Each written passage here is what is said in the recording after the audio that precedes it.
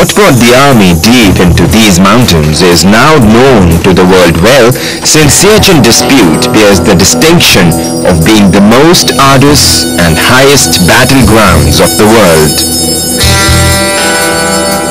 On April 14, 1984, in a sudden and surprise move, the Indian troops occupied the 78-kilometer-long territory belonging to Pakistan. This was a blatant violation of Karachi and Simla agreements signed between the two countries. Pakistan's legitimate claim is further substantiated by the fact that prior to 1984, all foreign mountaineering expeditions routed through Pakistan. Government of Pakistan ordered Pakistan Army to defend the area. Indian Army disturbed the purity of these virgin lands that ensued pollution of the environment with tons of explosive and human waste. Since last over 2 decades, the conflicting armies have been holding their respective lines some 5,400 meters above sea levels on the longest glacier outside the two poles. This glacier is called Siachen in the local Balti language, which means wild rose. Often referred as the most inhospitable regions in the world, maintaining positions at Siachen is no game. With an annual snowfall of more than 10 meters, the temperature drops to -40 degrees as a routine, while the frosty blizzards can reach a speed up to 150 knots, which is approximately 300 kilometers per hour. No wonder Siachen is rightly called the third pole. This surely demands strong nerves, motivation of the highest order, and a most advanced set of training and equipment. For the purpose, a special training school was set up in the area where the soldiers are taught the intricate techniques and skills of the mountain warfare. This includes facing dangers such as avalanches, landslides, frost biting, and many more.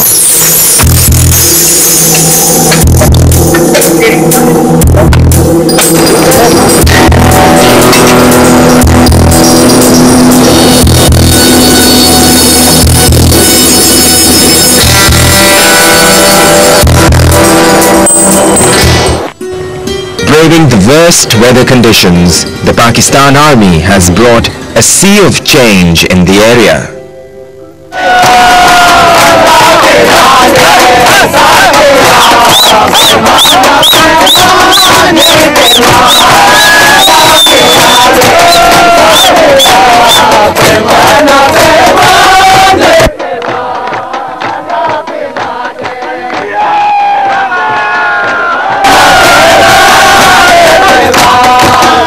While their presence remains a mark of relief, trust and confidence for the mountaineers and trekkers, for the dwellers of the mountains, they mean even further. Numerous schools now can be seen working under the men in uniform as officers and soldiers, spreading the words of wisdom and knowledge to the children of the mountains.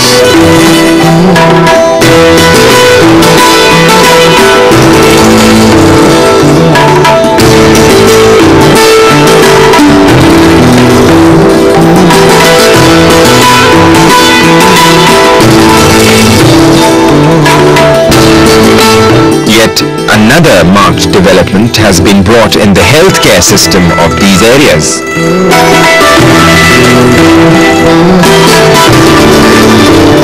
With the presence of Army's Medical Corps field hospitals, the villagers can easily get themselves cured for illnesses that had long remained the cause of frequent deaths in the region. Free medical camps are regularly held where scores of patients are treated with respect and dignity.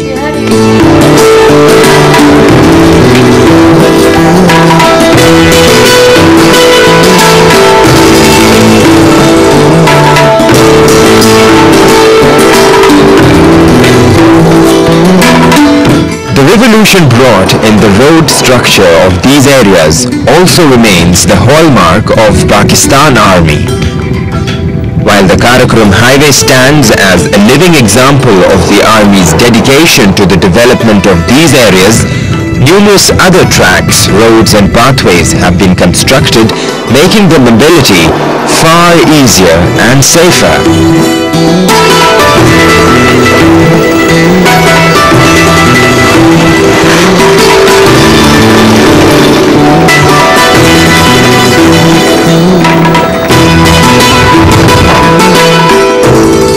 The all-season clearance of Burzal Pass in the area is one such example, which is kept open by the soldiers and machinery of the Pakistan Army, especially during the winters when heavy snow makes it impossible to move an inch otherwise.